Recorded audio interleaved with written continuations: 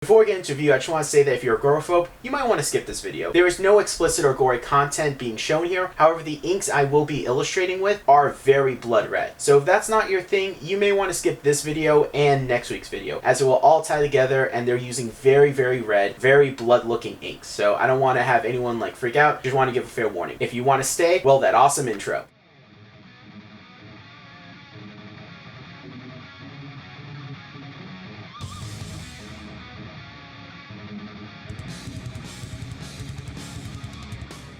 Today we are taking a look at the Winsor & Newton Ink Deep Red Ink. Now guys, this is the fourth ink we've taken a look at by Winsor & Newton. The first two were awesome, the last one not so awesome. I'm very curious to see how this one's gonna go. I'm hoping it goes well because red is one of my favorite colors of all time, so I'm hoping this is a good ink. But right off the back, I gotta say I love the packaging. Like, this looks so cool, and I do like the fact that each side has a unique box cart.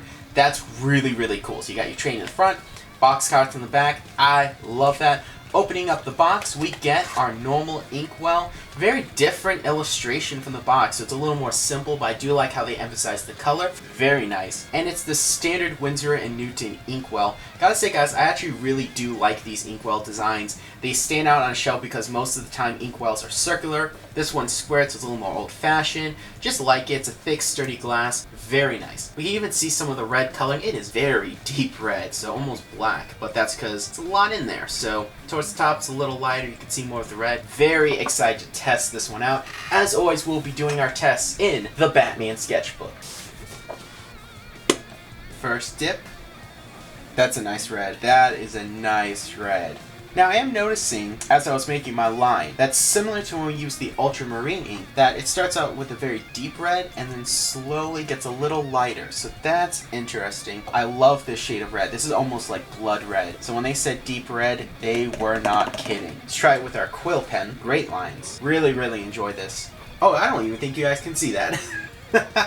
It's a very smooth ink. Normally my nibs are pretty scratchy, but this one's fairly smooth. Not the smoothest ink, but still very smooth. I really want to see what this is going to look like with a brush. That legit looks like blood.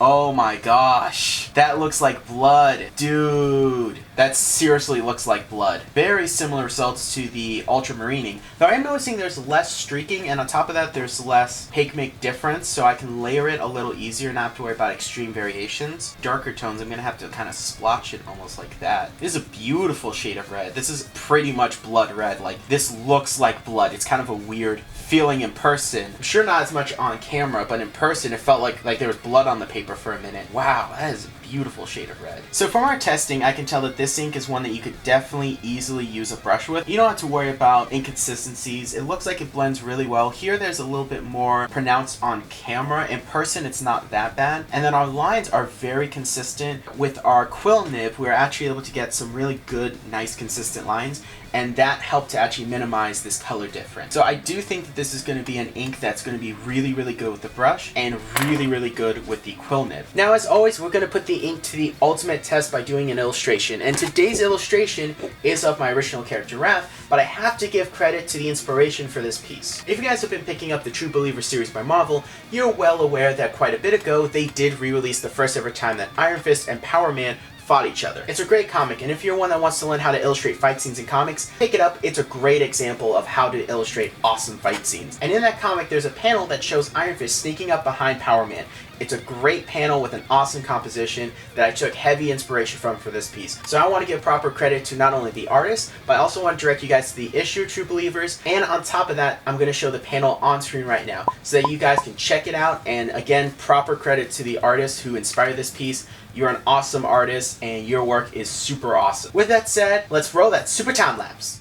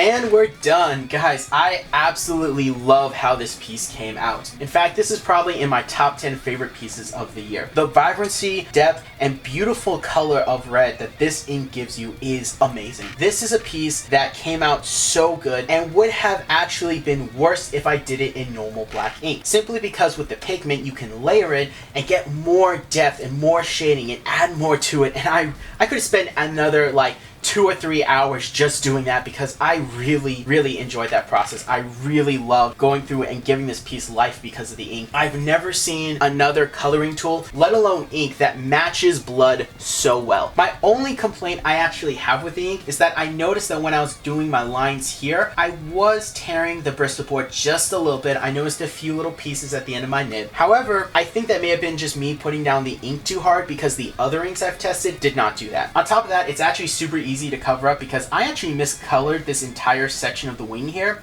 and I was able to go in with my white ink and cover it up. That's awesome that this can cover up so well with the right tools and equipment. Overall, I have to say, guys, that the Winsor & Newton ink Deep Red is my favorite red ink, and on my scale of 1 to 10, this gets a 10. Now, 10 is saved for my favorite art supplies, and this is my new favorite red ink. However, I do want to highlight why it surpassed the number 9 spot, as number 9 and 8 are usually saved for art supplies that I really enjoy using and wish to incorporate into my normal art toolbox. Because of how well it matches the color of blood and how easy and diverse it is to use, it has a permanent spot in my art toolbox because this is a tool going forward that I will be using to illustrate different pieces with blood, or if I need a good red. It's that good that it has a now permanent home in my toolbox. So that's why I got the 8, 9, and 10 spot. It's just such a good ink and I cannot recommend it enough. If you guys need a good red ink, if you guys like the color red, you owe it to yourself to try the Winsor&Newton Deep Red ink. You will not be disappointed. But that's my opinion, and I'd like to hear your guys' in the comment section down below.